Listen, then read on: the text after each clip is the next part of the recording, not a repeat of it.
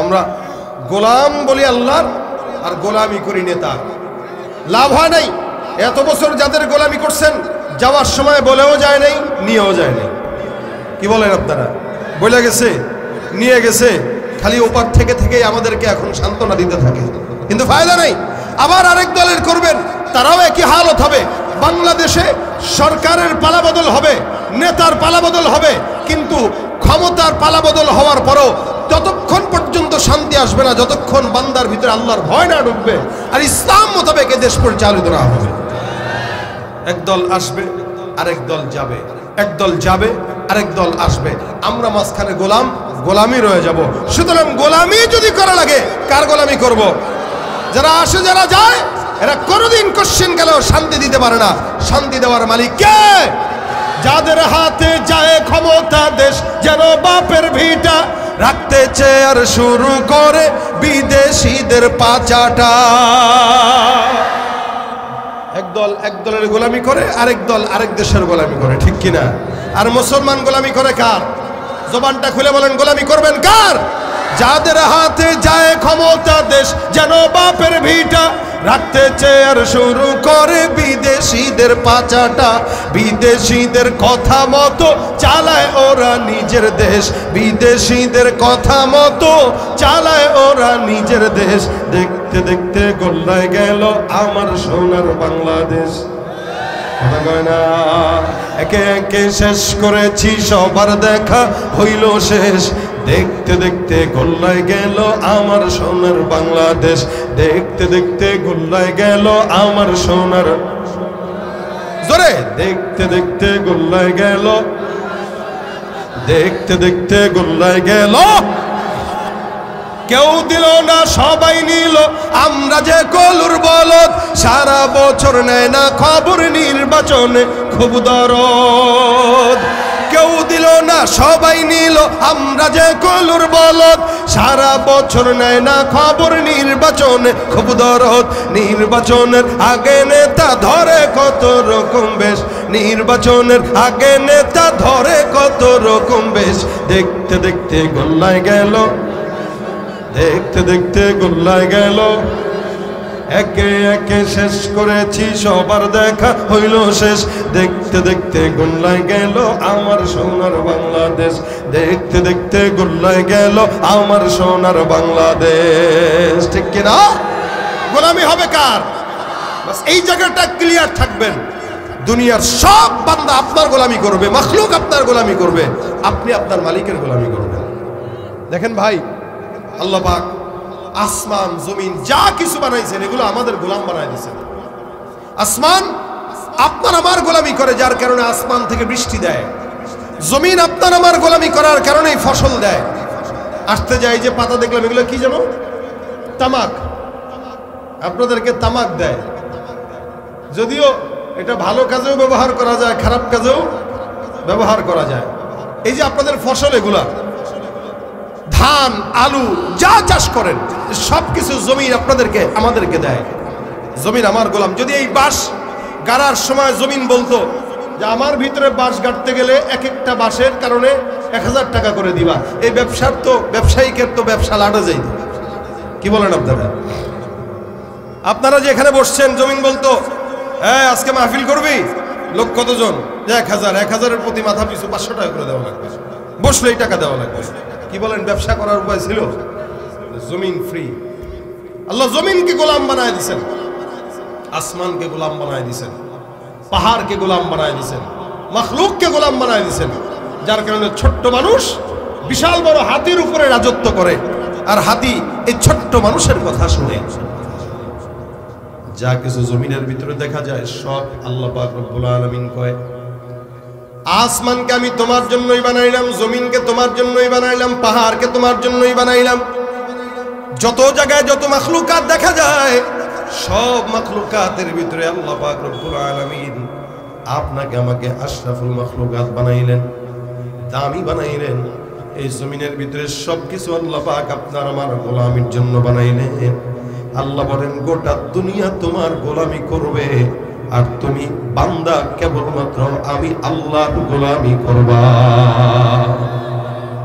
এই জন্য আমি আল্লাহ পাক তোমাকে আমার গোলাম বানায় দিলাম। মা খালাকতুল জিন্না ওয়াল ইনসা ইল্লা লিয়াবুদুন, ইবাদত করার জন্য বান্দাকে বানাইলাম, ইনসানকে বানাইলাম, জিন্নাতকে বানাইলাম।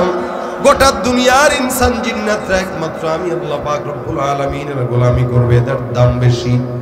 গোটা মাখলুকাতের মধ্যে আল্লাহ পাক সবচাইতে দামি আপনাকে আমাকে বানাইলেন।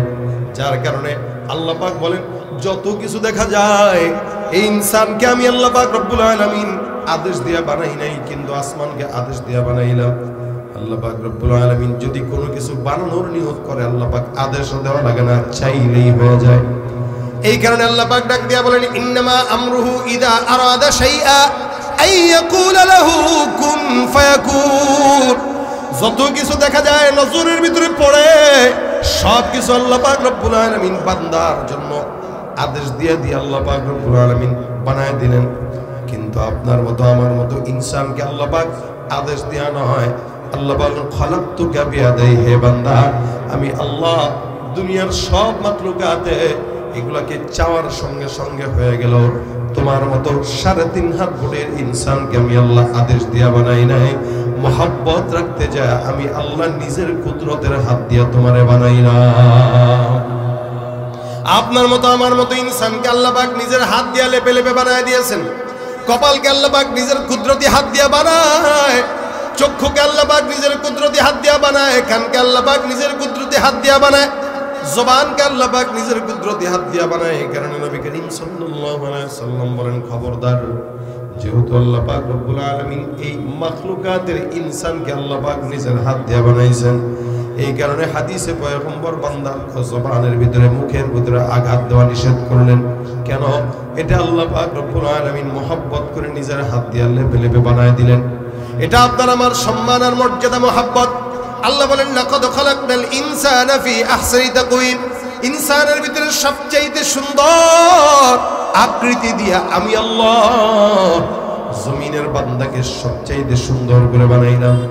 কিন্তু এই বান্দার দাম ততক্ষণ যতক্ষণ বান্দার দিলের ভিতরে আল্লাহর ভয় থাকে। আশরাফ আলী থানভী রাহমাতুল্লাহ আলাইহি একটা কথা বলতেন, এ বান্দা জমিনের ভিতরে যদিও আল্লাহ পাক রব্বুল আলামিন আমাদের মতো ইনসানকে সবচেয়ে দামি বানাইছেন, কিন্তু আমি আশরাফ আলী নিজের ততক্ষণ পর্যন্ত দামি বলতে পারি না যতক্ষণ নিশ্চিত জান্নাত না পাই। আমি যদি নিশ্চিত জান্নাত না পাই, কুকুরের চাইতেও আমার দাম খারাপ, কুকুরের চাইতেও আমি অধম। আর যখন আল্লাহ পাক রব্বুল আলামিন দয়া করে মায়া করে আল্লাহর জান্নাত আমাকে দান করবেন, তখন আমি বলতে পারবো যে আমি আশরাফ আলী কুকুরের চাইতেও অনেক উত্তম। আর যদি কোনো বান্দা ইনসান হওয়ার পর ওই বান্দার যদি আল্লাহর ভয় তার দিলের মধ্যে না থাকে, যত বড় কোটিপতি হোক না কেন আল্লাহর দরবারে 4 আনার কোনো দাম নাই, ঠিক কিনা? এখানে কতগুলো মানুষ বসবাস, এখানে কতগুলো মানুষ আসছেন, অনেকের চামড়া কালো, অনেকের চামড়া সাদা। মনে রাখবেন, চামড়ার কারণে কোনো বান্দা যদি জান্নাতি হইতো, চামড়ার কারণে কোনো বান্দা যদি জাহান্নামী হইতো, হযরত বেলাল হাবশী জিন্দেগিতেও আল্লাহর জান্নাত পাইতো না। কিন্তু বেলাল রাদিয়াল্লাহু তাআলা আনহুর দাম আল্লাহর দরবারে এত বেশি, যদিও চামড়া কালো, মানুষের হাতের তালাটা হয় সাদা, কিন্তু বেলালের হাতের তলাও ছিল কালো। এত কালো ছিল যার কারণে বেলালের হাসার পরে শুধুমাত্র দাঁত দেখা যাইত, আর চোখের ভিতরটা দেখা যাইত, এছাড়া অন্য কোনো কিছু চোখে পড়তো না। কিন্তু আল্লাহ পাকের দরবারে এত দাম। নবী করিম সাল্লাল্লাহু আলাইহি ওয়াসাল্লাম বলেন, মেরাজের রাত্রিতে আল্লাহ পাক রব্বুল আলামিন আমাকে যখন জান্নাত দেখাইলেন, আমি পয়গম্বর জান্নাতের মধ্যে আমার আগে পরে পরে আমি বেলালের পায়ের আওয়াজ আমি নবী আমার নিজের কানে শুনেছি। এই জন্য আমার নবী ডাক দেয়া কয়, শোনো, আল্লাহ পাক রব্বুল আলামিন বললেন, ইন্নাল্লাহা লা ইয়ানজুরু ইলা সুওয়ারিকুম ওয়া আমওয়ালিকুম, নিশ্চয়ই আল্লাহ পাক বান্দার চেহারার দিকে নজর দেয় না। আল্লাহ পাক রব্বুল আলামিন বান্দার জাসাদের দিকে নজর দেয় না। আল্লাহ পাক বান্দার ক্ষমতার দিকে নজর দেয় না। আল্লাহ পাক বান্দার সৌন্দর্যের দিকে নজর দেয় না। যদি সৌন্দর্যের কারণে বান্দা জান্নাত পাইতো, তা আমিও জান্নাত পাইতাম, মারানো জান্নাত পাইতো, আর যারা কালো আছে সবগুলা জাহান্নামী হইতো। কিন্তু না না, সুন্দরের কারণে আল্লাহ পাক বান্দার সম্মান দেয় না। আল্লাহ পাক দেখে কোন বান্দার দিলটা কত উদার, কত ভালো, কত ইমানদার আর কত মুত্তাকি। যেই বান্দার দাম, যেই বান্দার তাকওয়া যত বেশি, ওই বান্দার আল্লাহর দরবারে সম্মান তত বেশি। এই কারণে আল্লাহ বলেন, ইন্না আকরামাকুম ইনদাল্লাহি আতকাকুম, এই মুসলমান একটা কৃষক মানুষ, এখানে চাষাবাদ করে, রিক্সা চালায়, ভ্যান চালায়, গায়ের থেকে দুর্গন্ধ আসে, কিন্তু একজন রিক্সাওয়ালা শ্রমিকের ইমানের কারণে আল্লাহর কাছে এত দাম। কোটিপতি এলাকার এমপি মন্ত্রী সুন্দর হওয়ার পর ওই কোটিপতি মন্ত্রীর চাইতেও ইমানদারের কারণে একটা রিক্সাওয়ালার দাম আল্লাহর দরবারে বেশি। সুবহানাল্লাহ। এটা শুধুমাত্র বান্দার তাকওয়া আর ঈমানের কারণে। এই কারণে আল্লাহ কখনো কখনো ইমানদারদেরকে বললেন মুত্তাকি হও। আল্লাহ পাক ডাক দিয়া বলেন ইয়া আইয়ুহাল্লাযীনা আমানুত্তাকুল্লাহ, হে মুমিনের দল মুত্তাকি হয়ে যাও। প্রত্যেকটা ইমানদারকে আল্লাহ পাক রব্বুল আলামিন মুত্তাকি হবার আদেশ দেয়।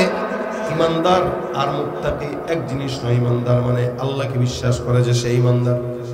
এই জন্য আল্লাহ পাক বলেন আল্লাযীনা ইউমিনুনা বিল গায়ব, অদৃশ্যের প্রতি যারা বিশ্বাস করে তারা হলো মুমিন। কিন্তু এমনও মুমিন আছে যারা সমাজে মুমিন দাবি করে কিন্তু একটা ওয়াক্ত নামাজ আদায় করে না। আমাদের দেশে ফজরের নামাজে যদি যান দেখবেন মসজিদ খালি, দেখলে মনে হয় বাংলাদেশে কোনো মুসলমানই নেই।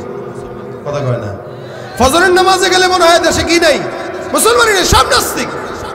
আবার জুমার নামাজে যদি যান মনে হবে এদেশে মুসলমান ভরা, কারণ জুমার নামাজে 5 তলা মসজিদ পর্যন্ত ভরপুর, আর ফজরের নামাজে 5টা মুসল্লিও নাই। দাবি তো করে সবাই মুসলমান কিন্তু নামাজ নাই। নবী কয় এগুলা দাবি করতে পারে কিন্তু মুসলমান আর মুমিন হতে পারে না, ঠিক কিনা? আমার আল্লাহ পাক রব্বুল আলামিন এই কারণে বলেন আমিনান নাসি মান ইয়াকুলু আমান্না বিল্লাহ ওয়া বিল ইয়াউমিল আখির ওয়া মা হুম বিমুমিনিন। মানুষের ভিতরে এমন এক দল থাকবে যারা নিজেরা নিজেদেরকে মুমিন দাবি করবে। আল্লাহ পাক রব্বুল আলামিন বলেন এরা যতই মুমিন দাবি করুক না কেন, আমি আল্লাহ বললাম না না, এরা আপনাকে আমাকে নামাজের গল্প শোনায়, জনগণের সামনে বসে বসে দাঁড়া দাঁড়া মাইকটা নিয়ে 70 রাকাত তাহাজ্জুদের গল্প শোনাইছে না? কথা কয় না?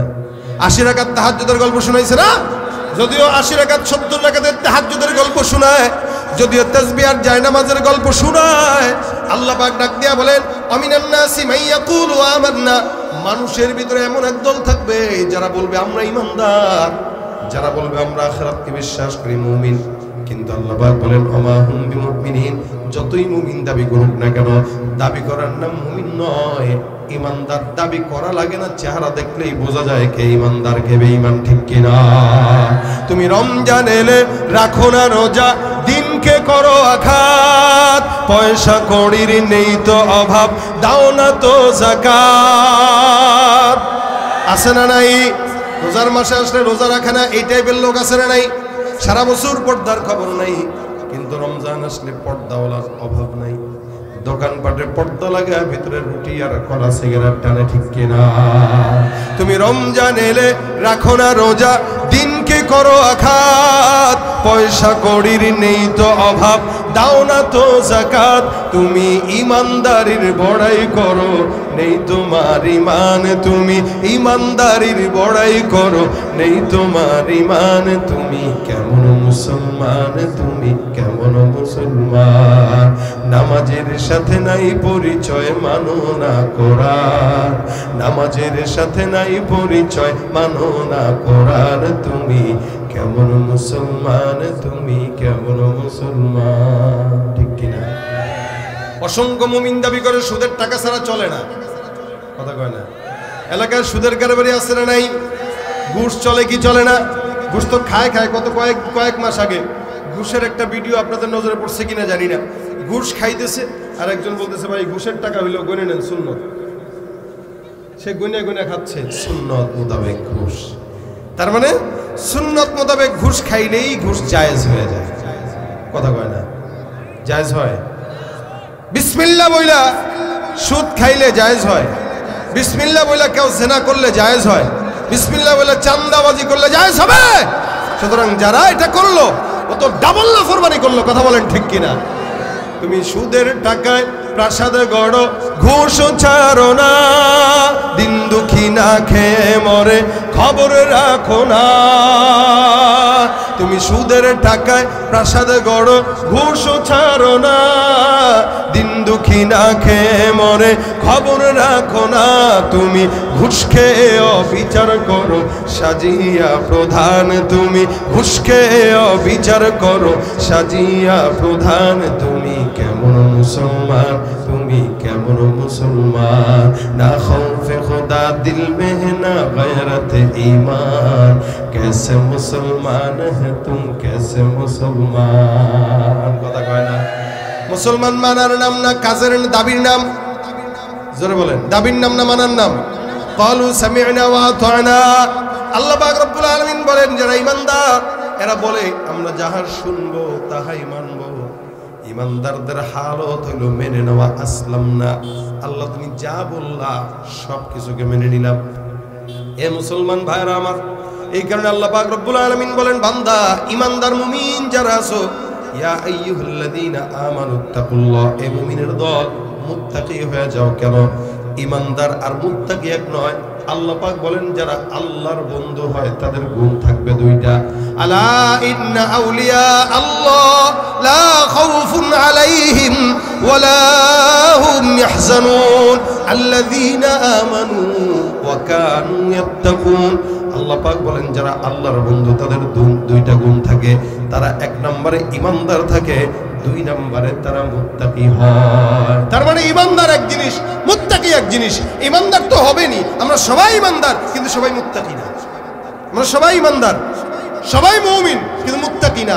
ঈমানদার হইছে বান্দা কালেমা পড়া, কালেমা আমিও পড়ছি আপনারাও পড়ছেন, তাই ঈমানদার।